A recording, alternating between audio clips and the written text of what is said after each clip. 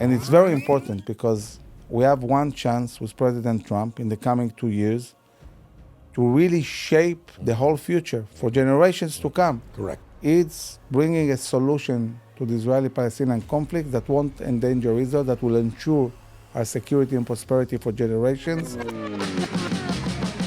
Mainstream media gives you the impression that there is nothing good about America. In direct contrast to that, my podcasts will prove by examples that America has always been and still is the land of opportunity for everyone. Welcome to another episode in the series Life Lessons with Dr. Bob.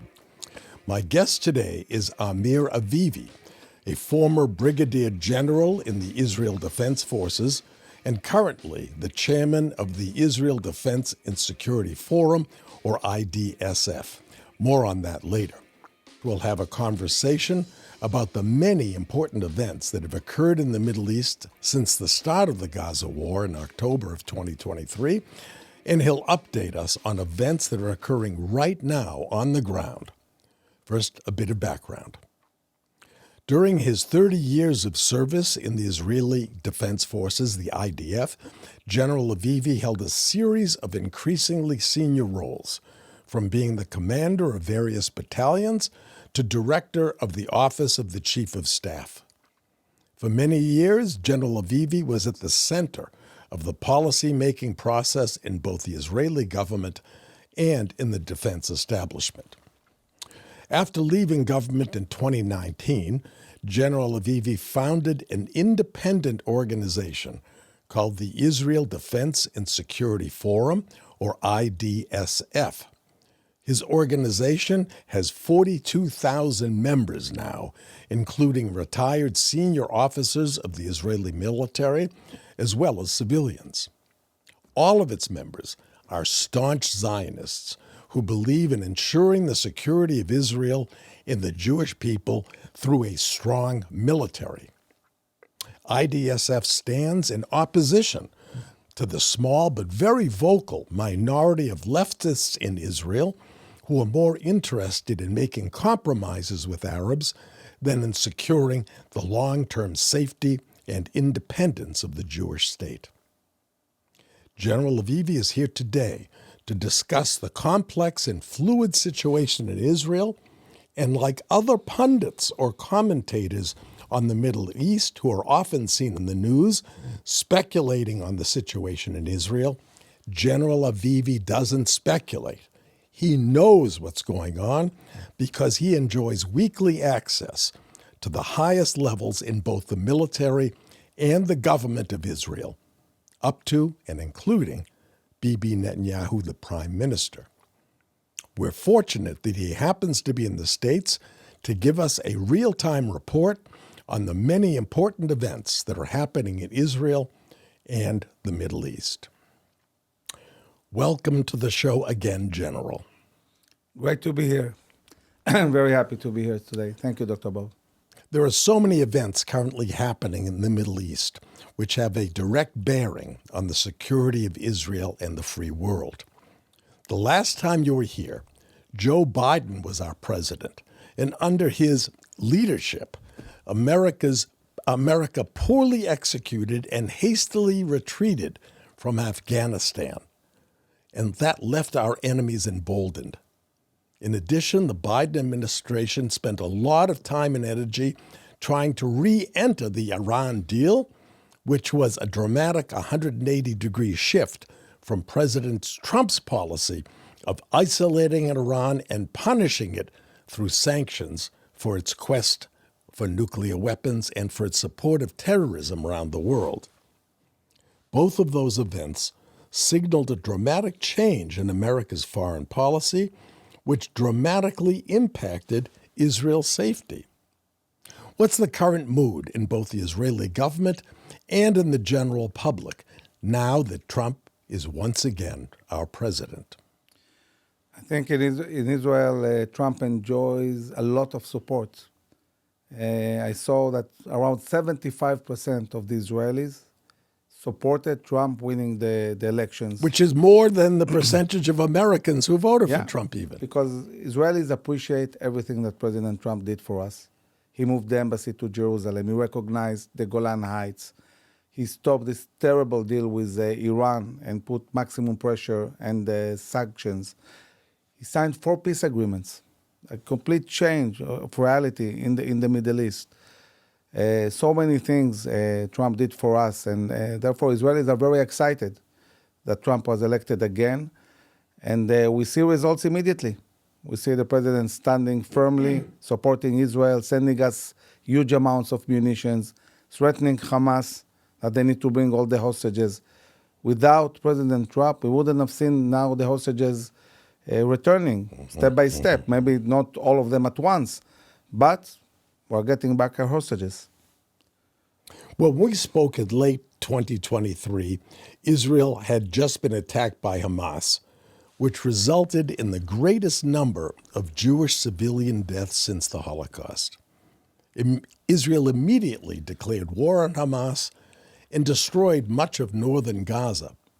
Then, even against the dictates of the Biden administration, the IDF entered southern Gaza and killed thousands of terrorists, including Yahya Sinwar, the Hamas terrorist who planned the attack on Israel. In that regard, the war was going quite well. Israel was winning. But then, last month, in January, Israel and Hamas agreed on a 42-day ceasefire, which is still in effect. From a military perspective, when one party in a conflict is clearly winning, is it logical for that party to agree to a ceasefire? So I want to talk what happened to us in the last year and 4 months. We started the war, a horrific attack by Hamas, killing more than 1,200 Israelis, kidnapping 251 hostages. Israel started the war with scarcity of munitions and after diminishing its ground forces during the last decades. So we had to concentrate the attack and attack in Gaza first while defending all other fronts. And at the beginning, the Biden administration was fully supporting Israel. We were withholding humanitarian aid, especially gasoline, from Hamas in order for them not to be able to use the tunnels. But then in January 2023, 3-4 months after the beginning of the war, everything changed. Suddenly, the Biden administration started talking about the need to de-escalate, the need to do a ceasefire, to stop, not to attack so fiercely. And one of the most terrible things that happened is that when we needed to go into Rafah and the Egyptian border in order to stop the endless amount of weapons coming through Egypt to Gaza, the Biden administration said, if you go in, we're going to stop sending munitions. We might not defend you in the UN Security Council.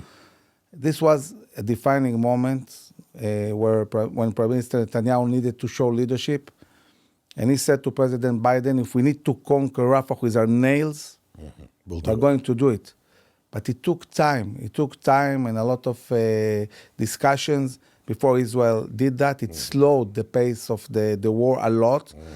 And when we were negotiating in January 23 with Hamas, releasement of hostages, they were demanding liters of gasoline for hostages, not terrorists, not what we are seeing now. They needed gasoline. And that's to run generators so they could have electricity in the tunnels, I think. Exactly. Right? And what happened was that while we were negotiating this in January, and it seemed that we really have a real leverage on them, the Biden administration said to the government, we are demanding that you release completely the gasoline and all the humanitarian aid and send endless amount of humanitarian aid, which basically enabled Hamas to survive, to rebuild itself, to control their own people, to get more terrorists fighting for them, because they said to them, either you fight or you don't get food, or your families won't get food. All that humanitarian aid, from what I understand, that was meant for the people of Gaza was in the hands of Hamas first, and then they distributed it based on how much you could pay or that you have to fight. So this prolonged the war in Gaza for a very long time. We fought 10 months in Gaza. We destroyed maybe 80% of Hamas capabilities, degraded them dramatically. And then after 10 months, we surrounded Hamas. We controlled the Egyptian border. And at this stage, we in IDSF said to the Prime Minister and the Minister of Defense, we think this is the right moment to shift the center of gravity from Gaza to the north, because we needed to deal with Hezbollah. We had tens of thousands of Israelis displaced, taken out of their homes, spending time in hotels and in apartments in the center of Israel.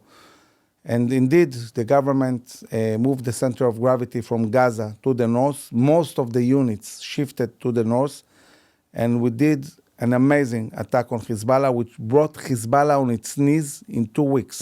A lot of that was due to the pagers, right? The pagers that exploded and disabled thousands of middle and upper level Hezbollah operatives. Yeah, so it was an amazing combination of the pagers, which were done by the Mossad, and the very good intelligence the IDF enjoyed about where are all the long-range missiles. Were in Lebanon, in southern Lebanon. Yeah, and southern and northern Lebanon also. And we launched a huge attack on all these sites, and also killed almost all the leadership of Hezbollah and the replacement. We brought Hezbollah into a situation where Israel was fighting a full-scale war, and there was nobody on the other side to decide that they're in a war. They continued attrition, and we attacked them on a full-scale attack. So they never got to really bring about their potential, you know, Fantastic. with the 100,000 rockets that everybody was talking about. The scenarios throughout the years were that they will shoot 2,000, 3,000 rockets a day on Tel Aviv, that will see whole neighborhoods, you know, being leveled down. Right. It didn't happen. Wow. It didn't happen because the way Israel handled this military campaign, and it was so successful that not only we degraded dramatically Hezbollah is nothing like it was before, but because Hezbollah was the only effective force also in Syria maintaining the Assad regime, following that, the Assad regime fell and Syria fell, and the Iranians were kicked out of Syria. Changed the entire map and the history and the future, not the history, the future of that area. So we found ourselves at this stage in a situation where most of Hamas leadership was destroyed, including Sinwar himself. Yes.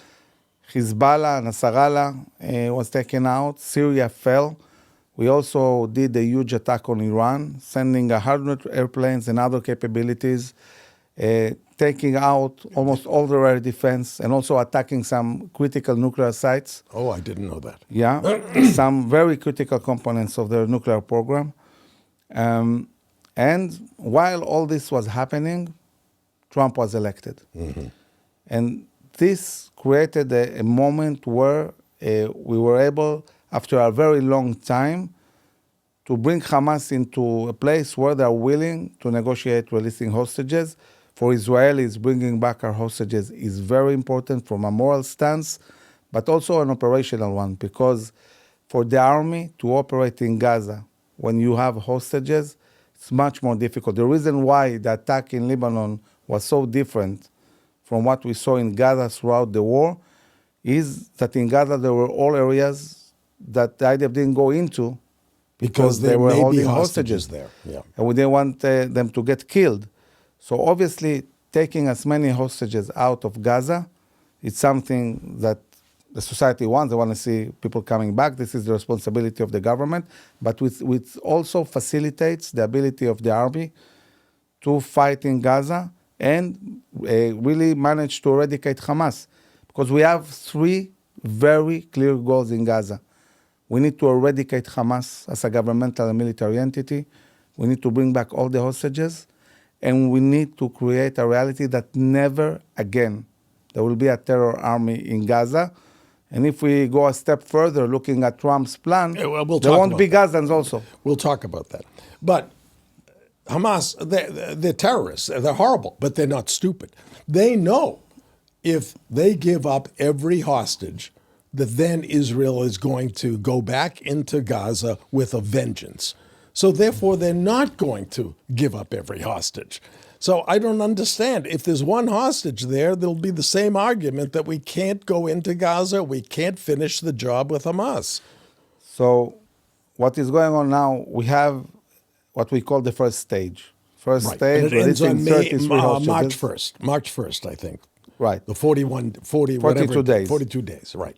And in this first stage, Israel managed brokering a deal thanks to President Trump and thanks But to... this was initially Biden's deal, I think. It was Biden's deal, but we couldn't make the deal because Hamas was under the impression all the time, from May all the way to the elections in the U.S., that at any given moment, the U.S. will make sure that the war stops. I see. So they had no motivation to release hostages. I see. And so it would have been acceptable to you earlier, even before Trump was elected, but Hamas wouldn't accept it. I see. So Hamas wasn't accepting the deal. Right. And we didn't have any leverage because we couldn't stop the humanitarian aid, we couldn't stop the gasoline. Incredible. Do you think in World War II, did the U.S. or Britain send humanitarian aid into the Nazis. Germany? No, it's crazy. It's unbelievable. Or into Tokyo? And by the way, placing a siege is completely adherent with international law. Yeah, I see. There's no problem doing a siege. It's not that you are saying you'll all die from hunger. No, you put a siege, they surrender, they say, okay, that's it, and they get food. Right. I mean, this is a very human way instead of using bombs right. and bombing, you know. Right. It has So been, here been done Israel thousands was of years. forced by the Biden administration to provide not only humanitarian aid, but gasoline isn't humanitarian aid necessarily. Right. Not only gasoline, cigarettes and other things that you're not supposed to bring, you know, when you're fighting and they're holding our hostages and so on. So Israel managed to broker a deal where Hamas doesn't get the most important thing it wants, stopping the war. They are releasing hostages and the war is not stopped, and we're also controlling the Philadelphia corridor, which is crucial to really make sure that Hamas doesn't build itself again. So again, for my viewers, the Philadelphia corridor is the area between Egypt, the Sinai, and Gaza. Is that correct? Okay. All the buildup of Hamas was done through smuggling through the Sinai Peninsula into Gaza. And now is the IDF is still in the corridor now? Yeah, so the IDF is controlling the corridor. We gave up one important thing. We gave up the Netzarim corridor in the north part of Gaza, enabling Gazans to move from the humanitarian zone in South Gaza back north. But I've been to the North Gaza. It's all destroyed. It's a wasteland. So many of them went back north, saw the devastation, and went back south. I mean, there's nothing to do there. But some stayed in tents, you know, in these areas. But this is reversible. The IDF can, in a very short time, send them back south when the fighting is going back. So, apart of the fact that we really released many terrorists, and this is devastating. And these were terrorists that we released that had been convicted of murder, right? Right. Many of them for life, or many lives even, and there were released hundreds of them, which is really bad and dangerous, looking at building again a leadership for Hamas. Exactly in the long right. term. These are the worst of the worst, and they're released, and now they're carrying guns in Gaza. Right. So what is the reasoning? I still don't get the reasoning. The reasoning is, okay, it's an opportunity to get some hostages back, but you can't get them all back, right? They're not going to give them all back. They held Gilad Shalit for what, 5.5 years? So what will happen now is when stage 1 ends soon, beginning of March, there are 2 realistic scenarios. The non-realistic scenario is that there will be stage 2. Non-realistic. Non-realistic. Why? Because Israel is saying in stage 2, you Hamas, you need to leave Gaza, you need to lay down your weapons, and you need to give us all the hostages. So what are the chances that they're going to do that just by us or even the president saying that they should? And the chances are not high. I see. What is realistic? Realistic would be extending stage 1 and saying, you know what, we're willing to give you 1 more week, 2, 3, 4 weeks, continue giving us hostages. So as long as Hamas will release hostages, even if it's 3-4 a week, even if it means 2 months more. I see. Israel will probably agree to that. There are heavy prices to pay here, but we'll get our hostages. As this is happening, the IDF is training, is equipping, is preparing plans.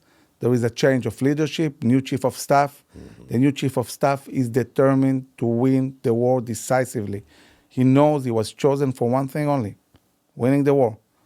And this is his big test, and he wants to win. Irrespective of there are going to be 10 hostages. Irrespective. Irrespective. Yeah. Now, I think that the moment Hamas will stop releasing hostages, and this moment might be the beginning of March, might be in April, in May, I don't know when. At that moment, the IDF is going to launch an attack. Now, this attack will probably be first Air Force, very strong attack, signaling to Hamas and saying, look, this is what awaits you. You better continue releasing hostages. If they don't do that and they don't release hostages, then the IDF will do a decisive attack on Gaza, and this time it's going to look completely different. The IDF is going to conquer all of Gaza. The IDF is going to stop humanitarian aid. Right. And Trump will stand behind that, I think. And when Trump says gates of hell will open, Israel needs to translate that to operation. What does it mean on the ground? On the ground, it means conquering Gaza, eradicating Hamas. It means stopping the humanitarian aid, or at least directing it in a way that Hamas itself cannot get the humanitarian aid. And then also start the process of relocation of Gazans. From Gaza, I can say that I think that between 50 to 60% of Gazans want to emigrate. They want to leave. Yeah, willingly. Why would you don't need to force them. They want to go. The ones who don't want to leave are die-hard Hamas supporters or Hamas, but certainly dedicated to the cause of killing Jews. Right. But I think many will choose to leave. And I think it's the human thing to do to facilitate this. I mean, I've never heard about a war where people want to leave the war zone and they're blocked. Yeah. By countries that should be like friendly Egypt. to them. Yeah, and the world doesn't say anything. Yeah. Everybody says a terrible plight, but nobody says, come on in. Yeah, I mean, in the war between Russia and Ukraine, 8 million Ukrainians chose to leave Ukraine. Nobody blocked their way out. Right. Nobody told them you cannot get out of Ukraine. No, you need to stay and be bombarded by the Russians. But the world, why is it behaving like that to the Palestinians? Right. Why aren't they letting them go out? They want to go. But when it comes to Palestinians, the world decides for them. Like, they don't have a say. And I think that in this sense, I think the simple logic of President Trump of saying, Gaza is not a place you can live in. It's Yeah, the next logical point to talk about is President Trump's comments. What will happen after Israel decisively wins in Gaza? So I think that realistically speaking, as I said, I believe that at least 50-60% of the Gazans will get out willingly. If they had a place to go. Yeah, I think there are many places to go. You know that before the war, 300,000 Gazans left Gaza. Nobody asked where did they go. They went. You have many Palestinian communities around the world, even in places like Chile, for example. But they had to get out through. They wouldn't get out through Israel, probably. No, they went through Egypt. But they had to pay off, as I understand. Yeah, they always pay. And the Egyptians, they do a lot of money from these people who get out. But I don't think they have a serious problem finding a place to go. I mean, everybody's worked out about where will they go. They manage, they go. Like, by the way, millions of Africans and other people in the Middle East, there is like thinking that Palestinians are attached to the land. But when you look at the phenomena of migration from the Middle East, Muslims, and from Africa, I can tell you the only land they are attached to is Berlin or London. There they are attached. Okay, they have no problem emigrating. Yeah. You see Europe becoming full Muslim. of Muslims, right? Yeah, so really building this theory that they're attached to the land, it doesn't have anything to do with reality. And people have been wanting to leave Gaza for a long time. I mean, living there is harsh under Hamas. Gaza is a very small place. It has no viability. It was created completely by chance, by armistice lines. It doesn't make sense. And that wasn't their homeland, right? Right. So you're not taking them out of their homeland. That's where No. they ran in the war of 47, right? Yeah, many of them. But the question is, what will happen with those who stay? Because I don't see Israel forcing people to leave. I don't think it will happen. Why not? I think that Why not? looking at- First of all, you can't have people living there when you're clearing it out, right? It makes it's only common sense. You can't live in a place where you can encourage people to live, first by saying, we're not going to build this again. We're not pouring any money into Gaza. right. Once the international you make community... it difficult. You don't Yeah. make it comfortable. Yeah. We don't rebuild. We're not going to bring electricity. I mean, That's this what- place right. needs to, a different future. But But given there that, will be if people, Israel is willing to do that in the face of what will be leftists all over the world marching and so saying... this will be affected by President Trump's policy. If he will back Israel, Right. then it can be done. Oh, he certainly will. Yeah, but let's talk about a scenario that you have Gazans, certain amount of Gazans, Okay. Israel is saying the day after Hamas, and there is no day after without the day after Hamas. That's right. It's only the day after Hamas. That's right. The day after Hamas, there will be no Hamas, no Palestinian Islamic Jihad, and also not the Palestinian Authority. Absolutely right. They're no Yeah. different. So what are the options? There are two options. One is Israeli occupation, Israel controlling completely the Gaza Strip, even from the civil side, which A mess. I would say would be needed anyway, at least temporarily. Temporarily, right. But the only viable option is organizing Gaza along the families, the families, the clans of the cities.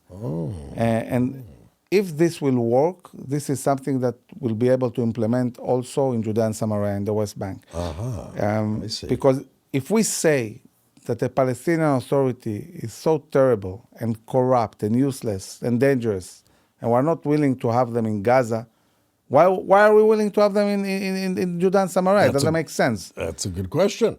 So I think that when we look at the long-term vision, Israel needs to look not just at the day after Gaza. It needs to start thinking about bringing the day after the Palestinian Authority, cantonizing maybe, building like Emirates, like city-states, controlled by clans, cantons, autonomies, different solutions, and also pushing the application of sovereignty in the Jordan Valley, in the Jewish cities, in Area C, in areas that are not Palestinian. And it's very important because we have one chance with President Trump in the coming 2 years to really shape the whole future for generations to come. Correct. And there are three very big missions. One is bringing down the Shia axis, meaning we need to attack Iran. We need to we'll get cut into the that head in of a the moment. snake. Yep. It's regional peace agreements with Saudi Arabia and normalizing relations with the Muslim Sunni moderate world, like Indonesia, for example. And it's bringing a solution to the Israeli-Palestinian conflict that won't endanger Israel, that will ensure our security and prosperity for generations. Right. And we'll bring some kind of self-management in places where Palestinians will be. But it needs to be something viable for Israel. Well, it would be great if they all left, and then I think Trump would open it to development, and the U.S. wouldn't have to pay a penny. You start letting developers come in, entrepreneurs come in, and they would make a Riviera. It's obvious. It's right on the Mediterranean Sea. It's just gorgeous area, and there's no reason it couldn't be a place that the tourists would want to go. So my Dr. hope Bob, is... you know how great the beach in Tel Aviv is. Right. Right? It's just as good. It's the same ocean. Gaza, much better. Better. Much better. And I'll tell you why. Because the sand along the shores of Israel is coming from the Sahara and from the Delta. I see, from the south. So the more you go north in Israel, Yes. the less sand you have. I see. When you reach the shore of Haifa and Acre, there is no sand at all. The beaches are lousy. When I was a combat engineer battalion, a combat engineer of the division of Gaza, between 97 to 99, we used to jog with the division commander on the beach. Amazing beach, and the sands are not only in the beach; they go all the way inside because there's so much sand in this area. It's amazing area, and could be. And it's a sin. All the money that the West poured into Gaza, it could be that now. It could have been that now, right? Instead of they using spent it for hundreds weapons. of billions on Hundreds tunnels. of billions to kill Israelis. Yes. Well, we spent a lot of time on Gaza. Let's move on to another hot spot in Israel, the West Bank, which the Israelis refer to as Judea, the Judea and Samaria area. So, in order to discuss the current problems in the West Bank that we're going to go into, you'll need to know a little bit of history about the region to understand what the conflict is all about. If you go to ChatGPT and ask it about the history of Jews in Judea and Samaria, you'll find that Jews have been there since 2000 BC, more than 4,000 years ago. And if you look at the Bible, Genesis 23, Abraham purchased a burial site for his family there. It's now called the Tomb of the Patriarchs and is one of the holiest sites in Judaism. Both Abraham and his wife Sarah and their children and grandchildren are buried there. You can visit the Tomb of the Patriarchs, but because it is located in a small Jewish community in the center of the Arab city of Hebron, you'll need an armed escort. I've been there 4 times. Jews have had a continuous presence in Judea and Samaria since 2000 BC, except for various periods when most of them were exiled by enemies. First by the Babylonians, then the Romans, then the Crusaders, and finally in 1948, after Israel's War of Independence, Jordan expelled all of the remaining Jews. Israel recaptured that region from Jordan in the 1967 Six-Day War, after which Jewish communities began reestablishing settlements there. Today, there are over 500,000 Israeli settlers in Judea and Samaria, and there is considerable tension between them and neighboring Palestinians. Through his term as president, Biden consistently opposed the expansion of Israel into the West Bank. And in February of last year, his administration reversed former President Trump's policy, and he declared Israeli settlements in the occupied Palestinian territories, Judea and Samaria, as illegitimate under international law. What's your take on Judea and Samaria? Should the Israeli government allow settlements there? So, Dr. Bob, let's talk a bit geography, okay? The land of Israel, from the sea to the Jordan Valley, from Tel Aviv to the Jordan Valley. Yeah. From as they like to say here, from the river to the sea. Right. Same distance, by the way. Right. 45 miles.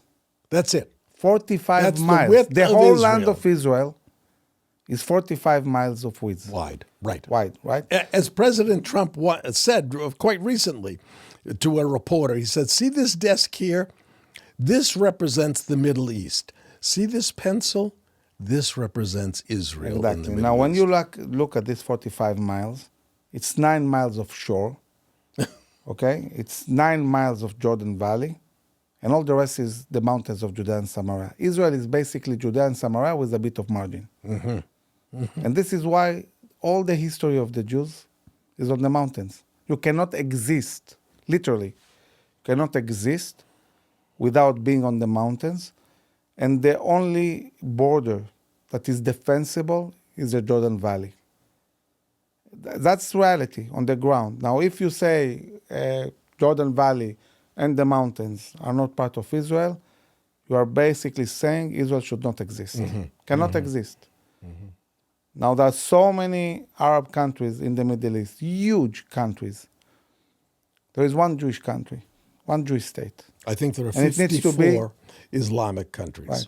And it needs to be viable, not only now, but for generations to come. We have been expelled from our land 4 times. The Assyrians expelled the 10 tribes, then came the Babylonians, then came the Romans, then came the Muslims. All of them did ethnic cleansing of Jews in their own land, spent 2,000 years in the diaspora, persecuted, pogroms, inquisition. A third of our people was exterminated in gas chamber by the Germans.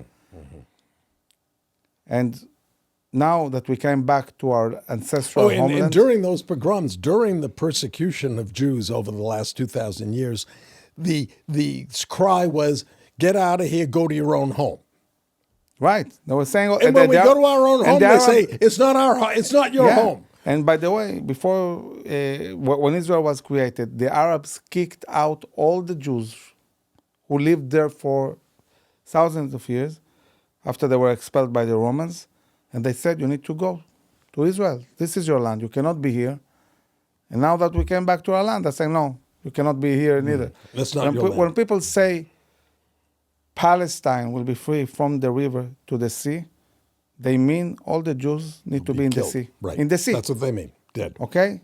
they don't recognize our right to be anywhere in the land. And we have to remember something. You know, people say talk a lot about Palestine and international law.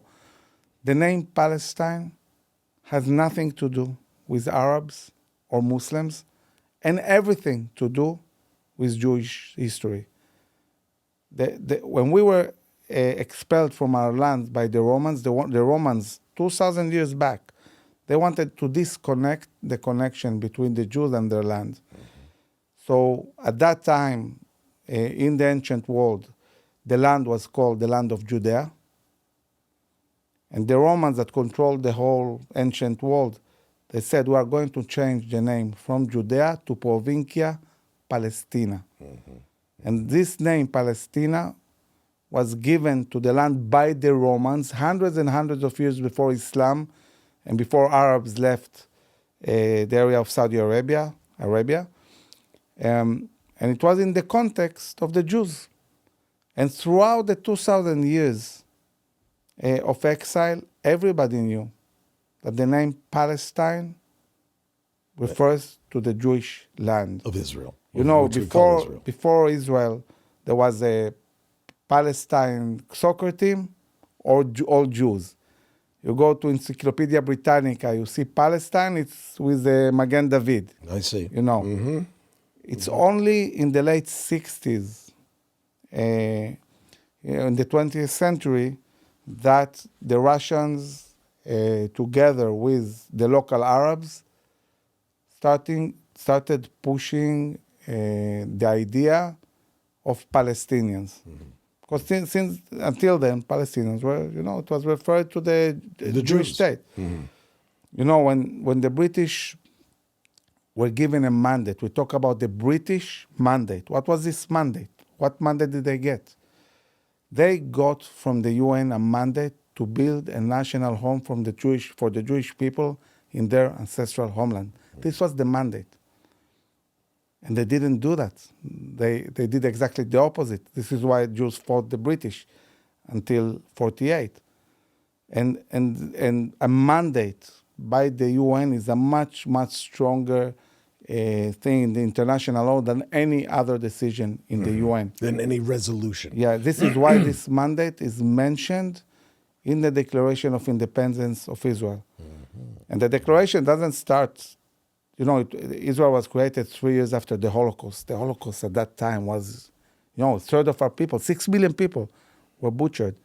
Our Declaration of Independence doesn't start by saying 6 million Jews died in the Holocaust.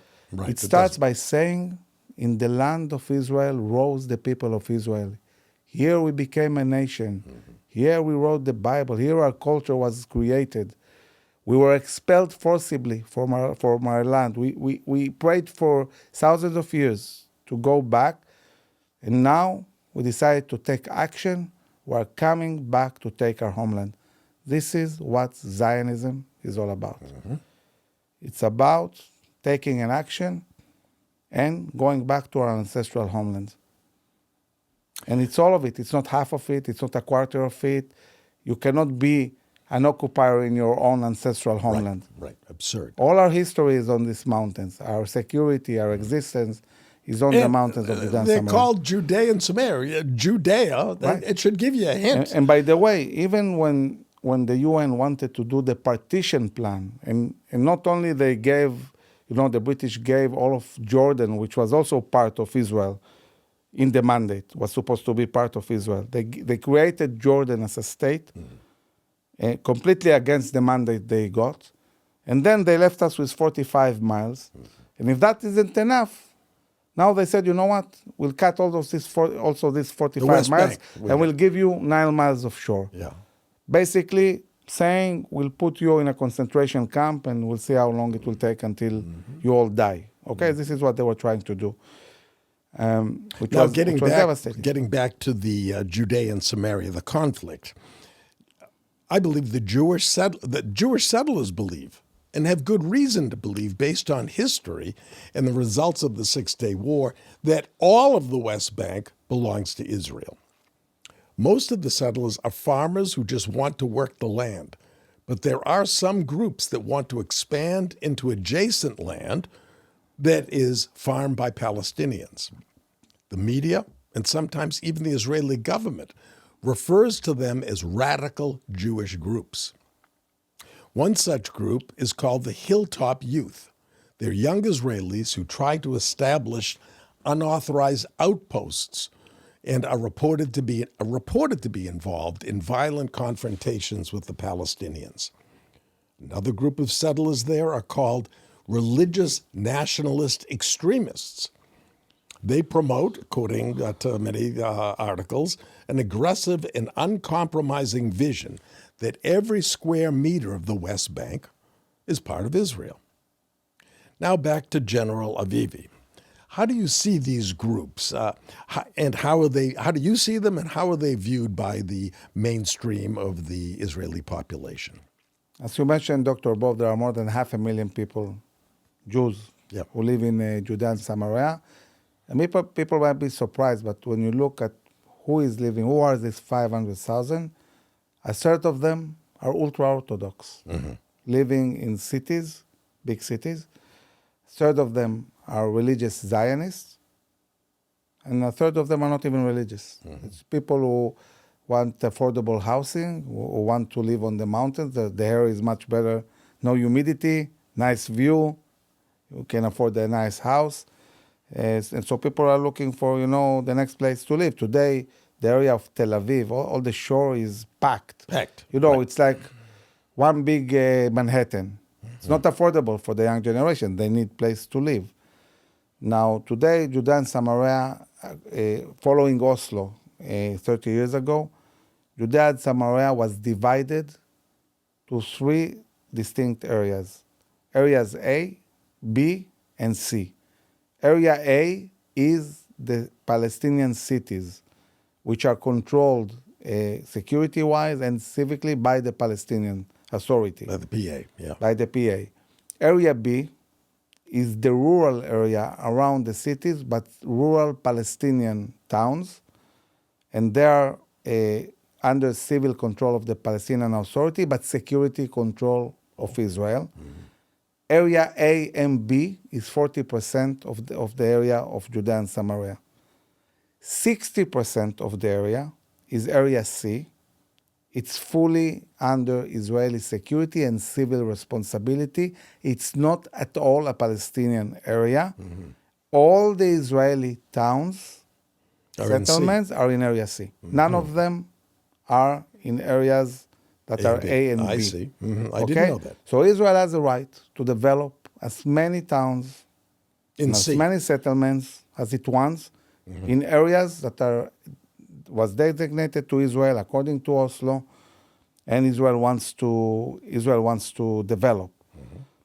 So this is important to understand. Israel is not developing anything in areas that are, according to Oslo, Palestinian areas. The Palestinians are doing so. Against the Oslo Agreement, they are doing illegal grabbing of land in Area C. I see. Israel is not doing illegal grabbing of land in areas A and B. They are doing massive illegal takeover of land in areas that belong to Israel, according to Oslo. And Israel today is starting to deal with this better. But these areas are disputed areas, and it's time to take action and take decision. You know, at the end of 1967, Judea and Samaria are not the only areas that Israel liberated in 1967. Israel also liberated the eastern part of Jerusalem and also the Golan Heights. But Israel, following that, applied its law over the Golan Heights and over East Jerusalem. It united Jerusalem, and it applied the law in the Golan Heights. And following that, many years later, President Trump recognized both Jerusalem as a united city and the Golan Heights. Now we need to do the next step. And the next step is taking Area C and applying the Israeli law in these areas that Rabin, when he did Oslo, understood that these areas need to be under Israeli sovereignty. Without that, Israel has no future. Why not A and B too? Why isn't it A and B too? Because if you apply your sovereignty on Area A and B, according to international law, you will need to give the Palestinians Israeli citizenship. Now, what you want to do, you want to find a solution that on one hand create the viability of Israel and the states and secures it. And this 60% Area C enables us to really secure Israel, have a future, have an area where we can settle the people. The young generation will have where to live. Israel will be secure. And by the way, the more Israel settles this area, the better the economy will be also for the Palestinians, because when they come and work in an industrial zone in Judea and Samaria, they earn 3 times more than any job they have, because they don't have economical viability. So if we would have applied now the sovereignty and bring 1,000 industries to this area, this would bring huge prosperity for everybody, both for Palestinians and Israelis. So we need to take action, and I think that under... So the Israeli government is allowing people to move to Area C, or not? And I'm unclear. Yes, I mean, look, you don't reach 500,000 people by not allowing people to go. Israel, all the governments of Israel, one way or another, supported settling, because everybody understands that without that, we're not viable. You cannot be on a 9-mile shore and call it a country. It's not a country. We're certainly not looking at the jungle of the Middle East, and if you want to exist. But the challenge was all the time to find the right leader that understands Israel's needs and agrees to Israel applying its law over these areas, which don't include the Palestinian areas. And this is a challenge we'll meet in the coming 2 years. So when I mentioned the conflict, is there a conflict? Is the conflict because the Jews, the radicals so-called, are moving out of C into A and B? Or is it because the Palestinians in A and B are attacking Jews who are living in C? Or is it both? So it's a lot of Palestinian attacks. I mean, most of the terror in huge scale is emanating from the Palestinians. And Jews are mostly on the defense. But you have a phenomena, a very small group, out of the 500,000 that are like any other Israeli citizen. They serve in the army, they are doctors, the best of the best Israel has, really. Many of them, by the way, fell in the battle, now in the war in Gaza. The motivation to serve in the army is very high in these areas. And they must have a pioneer spirit, or they wouldn't be living in C. Definitely, right? Definitely. Unfortunately, you have a small group that instead of letting the police, the army do their job and deal with, all these terrorists on the Palestinian side, Occasionally, they take things into their hands and retaliate, usually Right. because of a Palestinian attack, which they shouldn't do. Okay? We have an army for that. We have the police for that. You don't take the law in your hands. And Shin Bet and the police and the army are dealing with this small group. But we have to understand that because there is a whole really attempt to delegitimize the whole society that lives there. Yeah, C. In Area C. Yeah. They refer to it as settlers' violence. Like, if you live in Judea and Samaria, you must be somebody who is violent. So, we checked, we in IDSF, we did the research.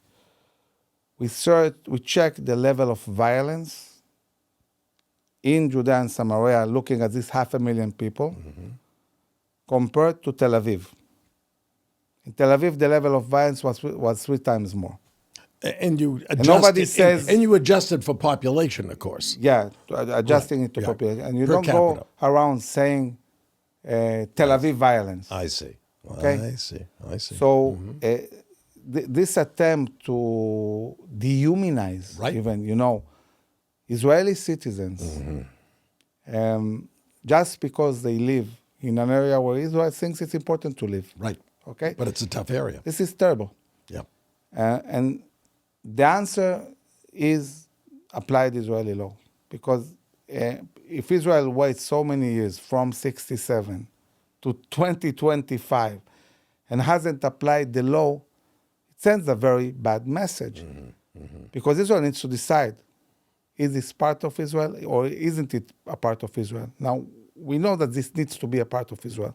You're talking about C or A, B, and C? I'm talking about C. Yeah. About Just the C. 60%, the Right. Jordan Valley. And already back in You mean the previous... the Israeli government doesn't count that as Israel? It's still called disputed territories? The Israeli government understands that this needs to be part of Israel, but they need the president to support applying the law and not be in a situation where you do that and then he doesn't defend you in the Security Council. I see. Now, already in the previous administration of Trump, he came to Israel and said, look, I understand that you need the Jordan Valley. This is existential. I understand that you need the Jewish towns on the mountains. This is the Bible Belt. This is your history. This is your heritage.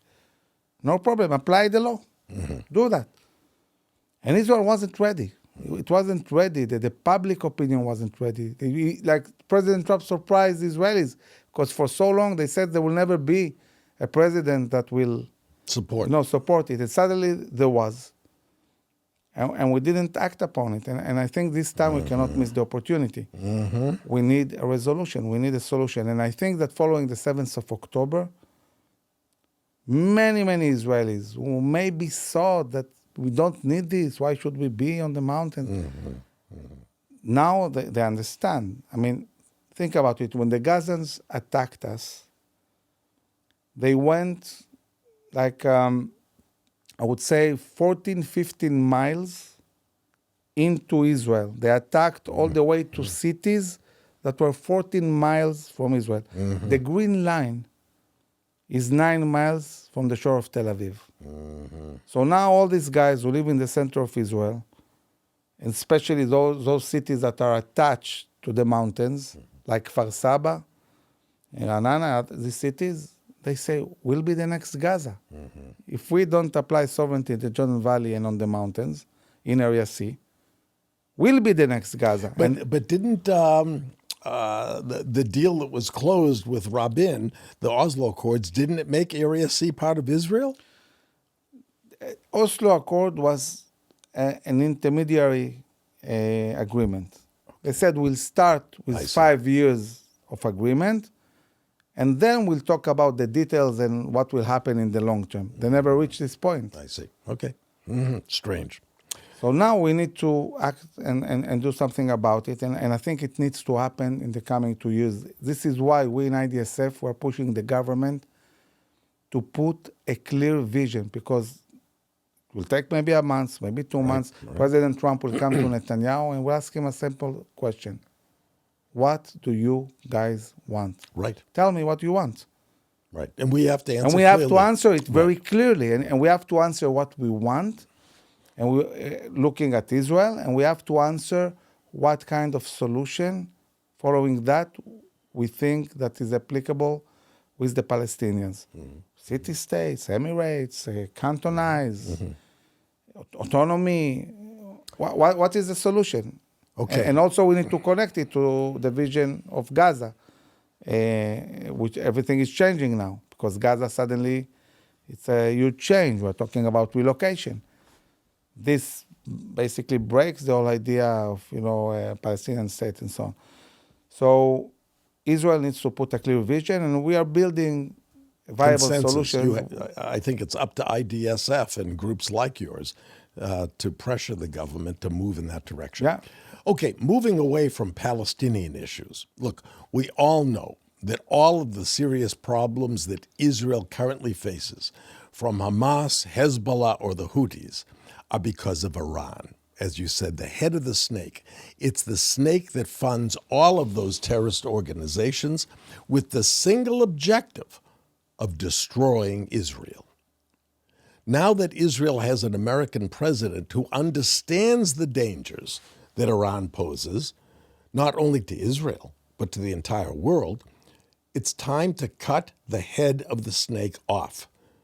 When do you think Israel will make a preemptive strike on Iran and destroy all of Iran's nuclear capabilities?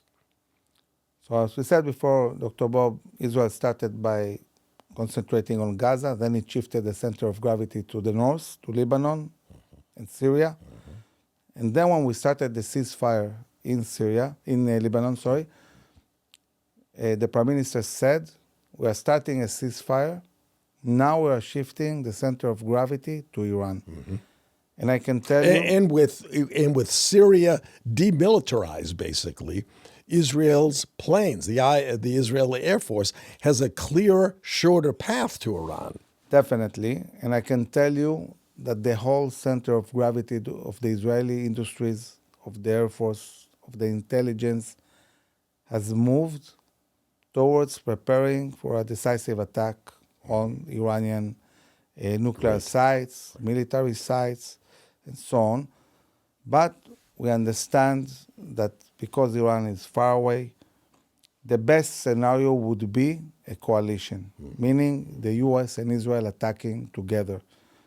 And I think that one of the main messages we sent to the U.S. is we need to do this together. It's very important, not just for the Middle East and for Israel, but for global deterrence, because the U.S. needs to stand strong somewhere. They need to show that they are willing to use military power. Now, it wouldn't be smart to challenge directly the Chinese in the Pacific or the Russians. The Iranians are the weak link. Right. Let's go after them.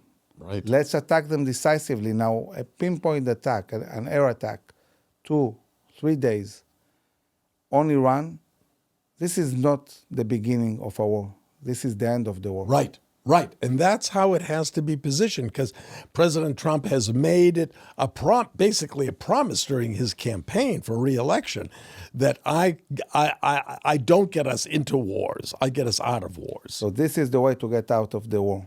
Attack. Attack Iran, cut the head of the snake, and once you cut it, the whole Shia axis will Falls collapse. apart. Will collapse, and this will create the terms for creating a Western Israeli moderate Sunni alliance, normalizing relations with Saudi Arabia and many other countries. And probably the mullahs will fall from Iran, and you'll have a different kind of government there. From what I understand, about 70% of the population of Iran hates the Shia autocracy that they have there. Definitely, but there is a big question whether the strategy of Trump will be focusing on bringing down the regime or crippling their military and nuclear capabilities. I think it's not clear. if we cripple their nuclear capabilities, the regime will fall. I hope so. I really do. But we have to counter two big threats. One is bringing down the Shia axis, and the other thing is making sure that when Iran falls, you don't see the Sunni radicals, ISIS, Al-Qaeda, Jabhat Nusra, all these guys we see now in Afghanistan, Syria, under Turkish umbrella and Qatari umbrella, getting stronger again. In order to keep the Middle East under control, you need a Western Israeli moderate Sunni alliance. And this will also have a huge economical impact. This will open new routes of trade, connecting India straight to UAE, and from UAE on the ground to Israel. Israel is going to become Singapore. The whole world trade will go through Israel. Oil will go through Israel directly from UAE and Saudi Arabia to Eilat, not needing to go through Hormuz Straits or Bab el-Mandab, areas that are close to Iran and Yemen. And we see the Houthis, the way they undermine international trade in the seas. We can bypass all of that and do it through Israel. This will change completely the Middle East, and also will make Israel maybe one of the most important, crucial trade routes in the world. Now, if America is unwilling to join forces with us with actual weaponry flown by Americans, the large planes that have to hold the bunker busters, is it possible if they just provide assistance through the satellites and security, if they provided that and provided weapons to Israel, could Israel do it alone? Yes, Israel can do it alone. And Israel is getting now a lot of the munitions we need to carry out such an attack. And still, I think that it will be a mistake on the part of the U.S. I see your point, because if U.S. plays a part in it, that sends a signal to China and to The Russia. U.S. needs to build, again, global deterrence. And just talking about sanctions is not enough. No. It's not enough. The East has adjusted to sanctions. They get around them. They get around them. They build bricks, their own economical system. They're trading among themselves. And this will send a message of weakness that might bring China to a place where they will invade Taiwan, or the Russians' further aggression in Europe and in Africa. U.S. needs to stand strong somewhere. And the Iranians We have are to weak. reverse They're the weak. debacle that was the withdrawal from Afghanistan. Horrible. Yeah, Horrible. and talking about even the leadership of Hamas that is outside of Gaza, okay? They are in Qatar, they are in Egypt, they are in Turkey. They need to be arrested. I mean, the U.S. needs to insist that they send these terrorists to the U.S. They killed 50 American citizens. They kidnapped Americans. There are still Americans kidnapped. Why aren't they arrested? Yep. There's much more pressure that can be put on these countries. And when we talk about Iran, this is the one place the U.S. needs to stand firmly and attack with Israel. Israel can do it alone, but what kind of message is it talking about global leadership? You know, when the day before the attack on Nasrallah, before we attacked Nasrallah and killed him in his bunker, I met with a high official of the U.S. Was that in Lebanon? In Lebanon. Yeah. I met with a high official, and I was waiting for the meeting, in the lobby. And as I'm waiting, I see the symbol of the U.S., this mighty eagle holding arrows, things very, Right. very serious bird. And then I go to the meeting. And the whole meeting, we need to de-escalate. We need a ceasefire. That's what he's telling you. Yeah, we need a ceasefire. We need to de-escalate. And at a certain point, I looked at him and I said, I was looking at this mighty eagle outside your office. When did you become doves? Yeah. You cannot be a world power behaving like a dove. Somebody told me, Amir, you should have told him Turkey. You know. Right. And So how did he respond to that? You But know, he was a Biden so it was appointee, interesting right? because initially, he laughed, and we had a nice, polite conversation. At the end of the conversation, he got serious. He looks at me, and he says, Amir, listen well, if you guys continue to attack, there will be a daylight between Israel and the U.S. Now, he knew I meet regularly with the Prime Minister and the Minister of Defense. And you knew you were going to report that back. Yeah, and he expected me to report this. Yep. I went out of the room. By the time I got to the car, I got really, really angry. Pissed, right. I phoned the assistant of the Prime Minister, and I told him, listen well. If you don't kick the shit out of Hezbollah, we in IDSF are going to launch a campaign against you. Jesus. And I didn't say anything about the meeting and what happened. And he said, Amir, don't worry. Things are under control. You'll see.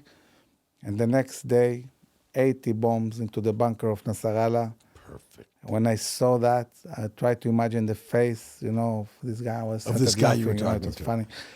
But he was a Biden appointee, and that was Obama talking. That's Obama. And I think that if President Trump really wants to change completely the positioning of the U.S. globally, you cannot do that without showing power. Talking is not enough. It's certainly not in the Middle East. Well, a different topic, and a very recent and very troubling issue for Israel is that Egypt has, for the past few months, been militarizing the Sinai in clear violation of the peace treaty that it signed with Israel back in 1979. That treaty established strict limitations on military deployments in the Sinai to maintain it as a demilitarized buffer zone between the two nations. But satellite imagery has recently revealed the presence of approximately 100 Abrams tanks stationed in El Arish, a location where heavy armor is prohibited by the peace agreement. These tanks are part of Egypt's elite units, and it raises concerns about their intent for positioning them there. Is Egypt preparing for war with Israel, or is it just posturing to express its dissatisfaction with Trump's plan to move all of the Gazans to Egypt and Jordan? Or is it an attempt to show the Arab world how brave and strong Egypt's military is and that Egypt can't be pushed around by the United States? What is it? Egypt has been building for years a very, very strong army, both Navy, Air Force, ground forces. All their drills are directed to Israel. Israel hasn't done a drill against Egypt for decades. But the Egyptians are training all the time, looking at Israel as an enemy. Now we have to remember that Egypt, 110 million people, a third of them are Muslim Brotherhood. A third? A third. These are Hamas, like Hamas. And at a certain point when the U.S. was pushing democratic elections in Egypt, they won the elections. They took control of Egypt. Imagine such a big army, and at a certain moment, it becomes Hamas army. It can happen any moment. So when Israel is looking now at the way Israel should build the IDF, looking in the long term, for many, many years, the IDF has been saying, we don't have any regular armies to fight anymore. Maybe terror armies. But when this war will be over in the coming year, Israel is going to win decisively on all fronts against these terror armies, against Hamas. We're going to eradicate them. We're going to destroy this terror infrastructure in Judea and Samaria.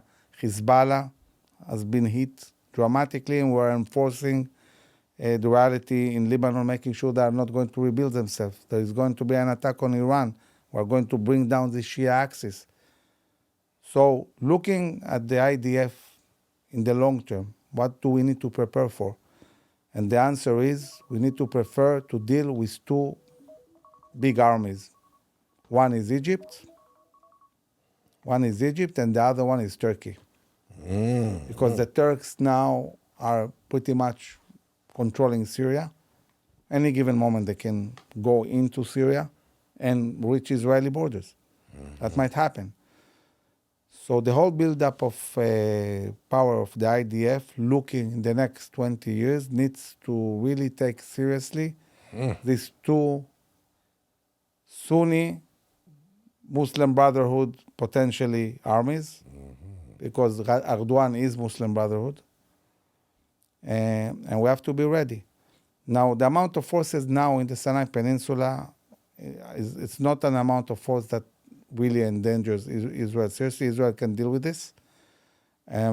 But they need to retreat. They need to take out these forces out of the Sinai Peninsula. We need to work with the U.S. to enforce this.